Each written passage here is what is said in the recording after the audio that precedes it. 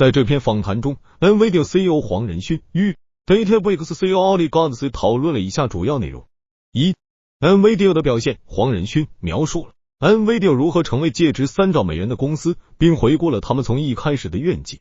他提到公司的成功源于对未来的坚定信念和创新精神。二、对其他 CEO 的建议。黄仁勋幽默地建议其他 CEO 不要制造 GPU， 但更重要的是要找到自己公司的核心竞争力并专注于此。他强调了创新和差异化的重要性。三、数据智能的重要性。讨论围绕企业如何利用自身的专有数据来训练定制的 AI 模型。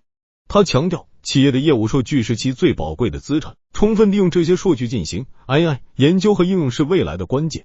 四、技术与未来的融合。黄仁勋谈到了 NVIDIA 如何通过技术创新推动各行业的变革，特别是在人工智能和数据处理方面。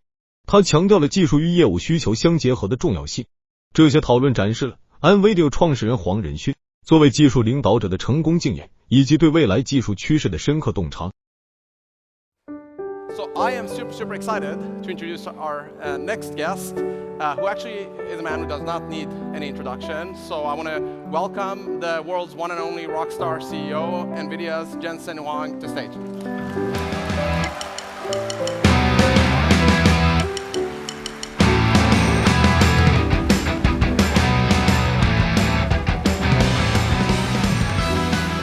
Thank you so much. Awesome. Thank you for coming. So, man, I just want to start, just looking at NVIDIA's amazing performance, $3 trillion. Like, did you imagine it would be this way, say 5 years ago, that the world would unfold this way?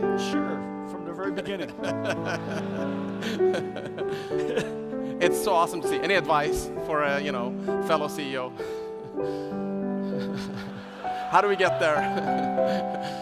Whatever you do, don't build GPUs. Okay. All right, let me tell the team, we need to back out.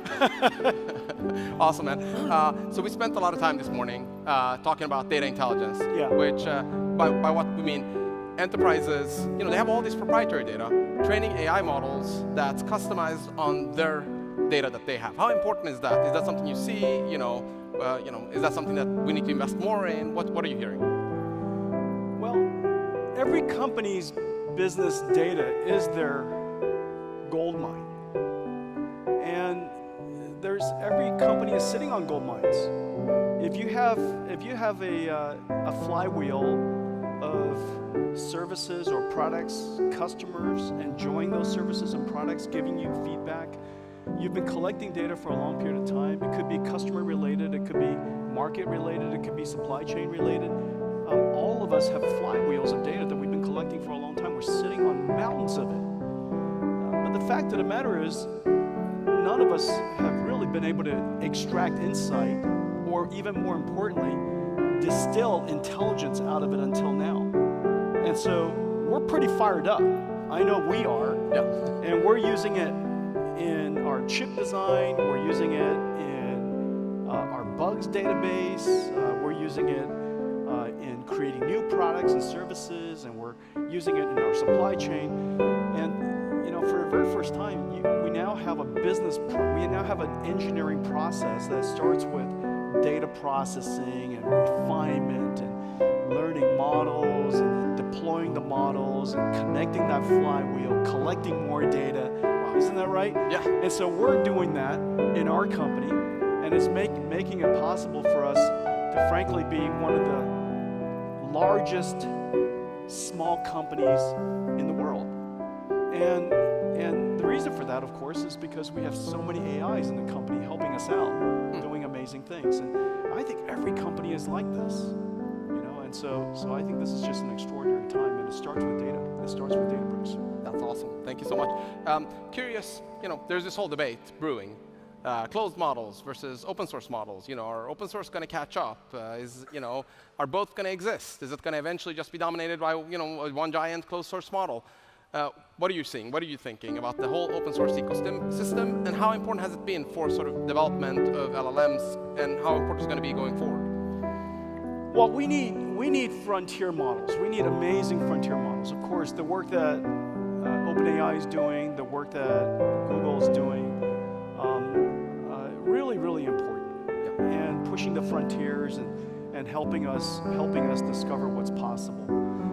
But if you were to look at this year, probably the most important events this year were related to open source.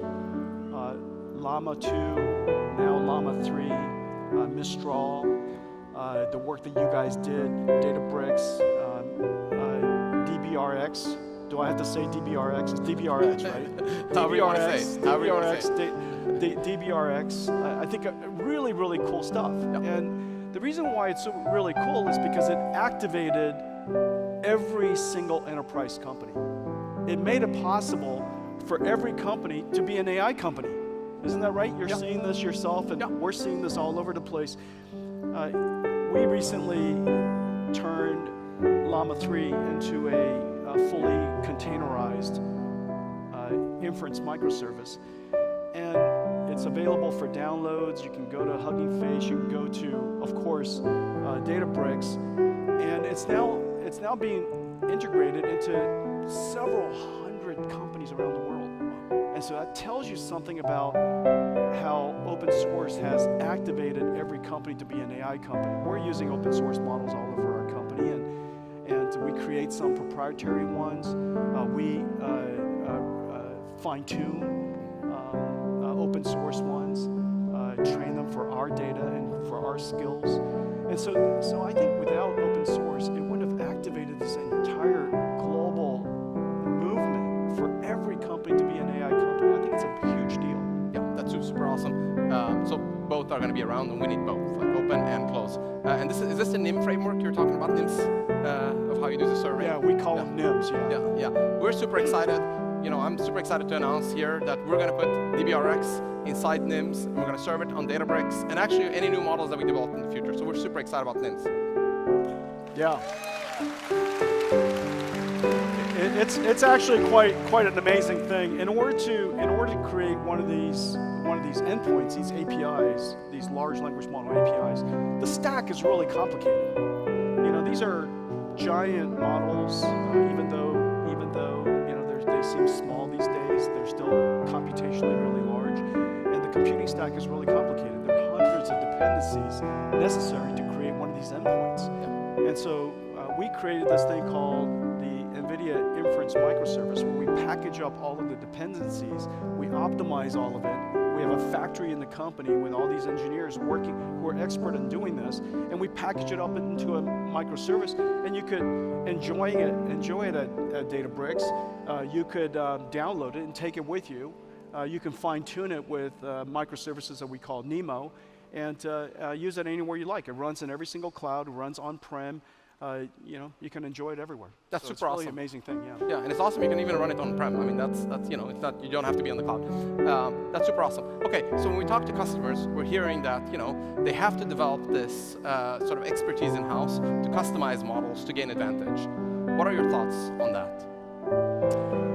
Well, I think in the future, look, what's happening in the world today is that we figured out a way to tokenize almost any information, almost any data. And we can extract structure, understand, learn its representation, understand the meaning of that information of almost any kind.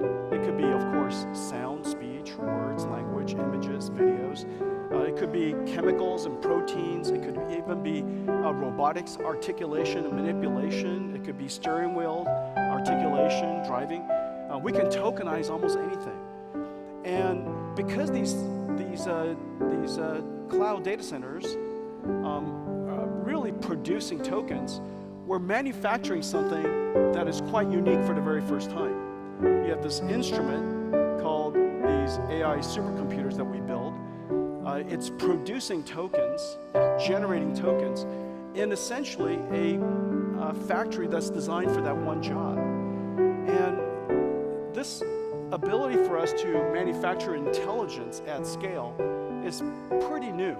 And that's one of the reasons why I'm almost certain now, as we're building these AI factories everywhere for all these different industries, that we're in the beginning of a new industrial revolution. Instead of generating electricity, we're generating intelligence. Every company, of course, at its foundation is about domain-specific intelligence. Yeah. Very few companies on the planet knows more about data and data processing and AI and the infrastructure necessary to do all that than Databricks. We are quite specialized in the work that we do, and we're at this foundation all about that domain-specific intelligence. Every company is. It could be financial services, could be healthcare, whatnot. And so, at the end of the day, every one of us will become intelligence manufacturers. And if you're going to be intelligence manufacturers, today you have HR. In the future, you're going to have, HR for AI. And we call them AI factories. So every single company will have to do that. We are doing that. You're doing that. We see companies large and small doing that. And so in the future, 100% of us will do that. You start with, of course, your domain-specific data. It's sitting in Databricks somewhere. You're going to process that data and refine and extract intelligence out of it. You're going to put it into a flywheel. You're going to have an AI factory. All of us will. It's so awesome. I totally 100% believe in this. And one thing we're excited about is, so we do a lot of data processing. And data processing, it's like massive amounts. I think we process about 4 exabytes every day, 4,000 petabytes every day in Databricks. And, It is the single largest computing demand on the planet today, processing data. Yeah. Right? Every single company does it. Yeah, exactly. And, it's actually highly parallelizable. We do the same operations again and again and again. Yeah. So I'm really excited to partner together to really bring that kind of GPU acceleration to data processing. So we can do the same revolution that AI models have seen on the core data processing. So we're super excited to partner with you on using GPU acceleration for our Photon engine to be able to really kind of enter this new era of also applying GPUs to core data processing, right? These massive workloads that today have to run on CPUs, getting them also run on NVIDIA GPUs. We're very excited about that. Yeah, by the way, this is a big announcement. Yeah. The two most important trends in computing today is accelerated computing and generative AI. NVIDIA and Databricks are going to partner to combine our skills in these areas to bring it to all of you. And, yep.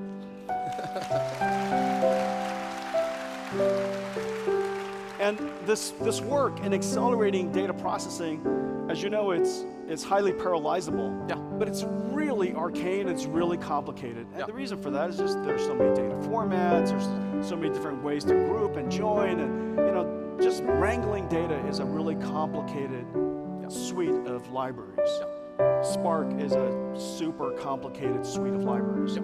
And it's taking us 5 years working around the clock to finally have a suite of libraries that can now accelerate Photon.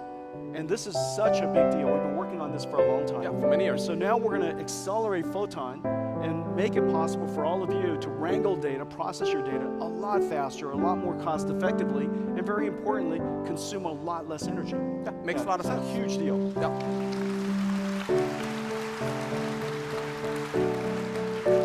It makes a lot of sense, right? Because it's, in the end of the day, even though it's very complicated and, it has a lot of corner cases, it is highly parallelizable and, it is specialized still. It's not, you don't really need generic compute for that, right? We want to do, it's like, same thing again and again and again on exabytes of data, right? We're not doing exabytes of data that's completely unique. So I'm very excited about this, and I think it really has the ability to revolutionize and really bring faster, performance, lower the cost, and just, it's gonna be amazing. Yeah, look what happened when we're able to process enormous amounts of data so quickly. It made it possible for researchers to one day wake up and say, guess what? Let's just go get all of the data on the internet and train a giant model, because it doesn't take that long. Without acceleration, without accelerated computing, nobody would have ever conceived of doing that. It would have been way too expensive or taken too much time. But now, it's kind of a mundane thing to do. Yeah. So, we're going to be able to process exabytes and exabytes of data so much more cost effectively and so much more efficiently from a time perspective. Imagine all of the ideas that you're going to have. It's going to be, hey, let's just take all of the data of our company and we're going to train our super AI. You're going to do it. Yeah. The day's going to come. Yeah, I mean, it was a sci-fi idea, right, to take the whole internet. Nobody thought you could do it. We needed the hardware to get there, the infrastructure to be there, so we could specialize it. And now, everybody's doing it. So I want to switch gears. God, I love myself. Just kidding. We love you too. So I want to switch gears. So this generative AI boom has been amazing. But the early days, most enterprises started with chatbots. Let's build our own chatbot, customize it on our data, and so on. But now we're seeing people branch out to more and more sophisticated use cases. Yeah. What new applications in AI are you the most excited about going forward? The number one most impactful will probably be customer service for all of the enterprises that are here. Customer service, represents probably several $1 trillion worth of expenses. And every company has it. Every company has it. Every single industry has it. Every company has it. The important thing about the chatbot, the customer service, is partly about the fact that you could automate, but it's mostly about the data flywheel. You want to capture the conversation. You want to capture the engagement in your data flywheel. It's going to create more data, of course. We're probably, right now we're seeing data growing about 10x every 5 years. I would not be surprised to see data growing 100x every 5 years because of customer service. And so we're going to connect everything into a flywheel. It's going to collect more data, capture more insight. We're going to extract better intelligence out of it, which will provide better service. Maybe it's even more predictive in the sense that, proactive in the sense that before a problem even arises, you reach out to the customer and say, this thing is about to expire, or we notice that you're still using this version, or whatever it is, and you reach out to the customer and proactively solve a problem, just like preemptive maintenance. We're going to have proactive customer support, which is going to create more data. We're going to ride that flywheel. And so I think customer service is probably going to be the most profoundly supercharging capability for most companies because of that, because of the data it's going to collect. But we've tokenized everything. I'm excited about the fact that we're generating chemicals, we're generating proteins, we're carbon capture materials, carbon capture enzymes, incredible batteries that are being designed. And so we're generating physics, physical AI. And recently we made it possible to do regional weather prediction down to a couple of kilometers. Now, it would have taken a supercomputer about 10,000 times more capability to be able to predict weather down to a kilometer. And now we're using generative AI to do that. And so as a result, logistics will be enhanced, insurance will be enhanced. Of course, keeping people out of harm's way will be enhanced. And so physical things, biological things, of course, generative AI for 3D graphics, digital twins, creating virtual worlds for video games. I mean, generative AI is just everywhere, every single industry. If your industry is not involved in generative AI, it's just because you haven't been paying attention. It's everywhere. Yeah, I totally believe it. We're going to see, there's no area where we're not going to see applications of this. Yeah. Makes a lot of sense. It's so exciting. These new frontiers are super exciting, and there's huge needs for data, AI. What's your thoughts on how we can help enterprises make AI that's more sustainable? Well, there's a lot of sustainability has a lot of different perspectives. One of the sustainability has to do with energy. Yeah. And remember, AI doesn't care where it went to school. We don't need to put AI training data centers near population where the energy grid is challenged already. We could put it somewhere where it's not challenging. And so that the Earth has a lot more energy, it's just in the wrong places. And so I think for the very first time, we can go capture that excess energy, compress it into an AI model, and bring these, AI models back to society where we could use it. That's one major thought. And another is, remember remember that AI is not about training. AI is about inference. Yeah. And it's about the generative capabilities of the AI. You're training that model so that you can use it. And when you think about the longitudinal benefit of AI, and I just gave you the example of predicting weather using AI instead of using supercomputers, we understand basically the laws of physics that's involved in weather prediction. We don't need to simulate it from first principles every single time. We got to generate it using AI. And by generating it using AI, not only do we reduce the amount of time that it takes, improve the resolution that we can generate for, but also the amount of energy by thousands of times. Not tens of, not percentages, thousands of X factors. Well, by doing that, we're doing the same thing by designing chips that you're using in cell phones. You train the model once, you design better chips with those models. As a result, you save energy for everybody involved. When you think about the longitudinal benefit of AI, I'm fairly certain that it will demonstrate the amount of energy that's saved. And then one last thought about generative AI. You know that and why it's such a big deal from a computer science perspective. Today's computing experience is retrieval-based. Largely, we touch the phone, and even though when we use our phone, we think it uses very little energy, every single time you touch it, it goes off and activates REST APIs all over the world, retrieves information. The internet's lit up, brings back a little bit of information for you from all these different data centers, assembles it based on a recommender system, presents it to you. Well, in the future, it's going to be more contextual, more generative, right there on the device, running a model, a small language model.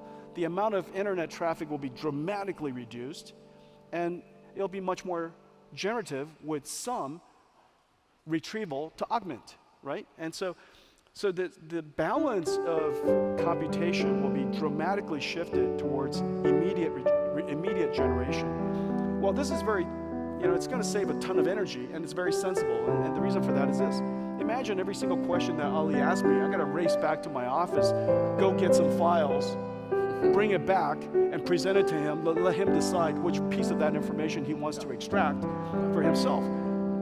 Instead, I'm generating everything, from about 25 watts right now as we speak, right? And so the amount of energy that we save is going to be extraordinary, and the computing model is going to transform completely. And so this way of computing is going to save tons of energy. Of course, we're going to get our answers a lot more efficiently instead of us combing through stuff. But then we'll have even more questions, right? We'll have more questions, which is really, in fact, that's the big idea. The big idea about the future us working with AIs is prompting. We're going to have so many more interesting questions because we're going to get a lot of answers very quickly. Yeah, so this is a very big deal. Yeah, very exciting future. Okay, my final question to you. How do we help customers, organizations here get started today? What's the best way? Well, I told you before that I thought the pivot of Databricks expanding from data processing to data governance and store, and then extending it into all the way longitudinally, all the way to extracting intelligence out of that data. I think that was completely genius. And I forget her name, but I thought Cookie Lady did an incredible job. Casey. What's that? Casey. Okay. Don't steal her, please.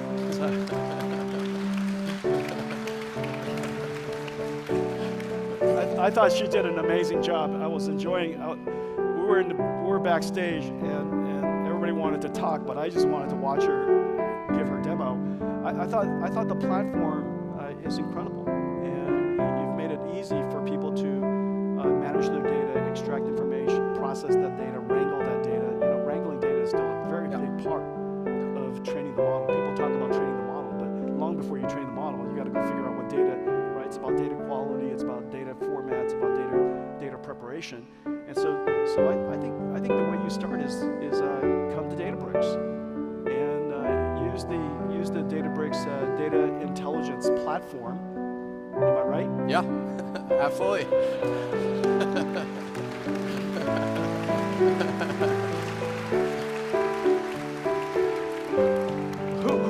call their platform DIP. That's such a good idea. You know, Databricks DIP. Sounds good. I like it. It's almost as good as NIMS. All right. There you go. You know? Well, you can do both together, right? Yeah. You don't have to pick. Go get yourself a NIM on DIP. Yeah, I agree. Why not? That's the way to do it. Yeah, that's you can dip I that would cookie. absolutely start. Whatever you do, just start. Whatever you do, start. You have to engage. You have to engage this incredibly fast-moving train. Remember, generative AI is growing exponentially.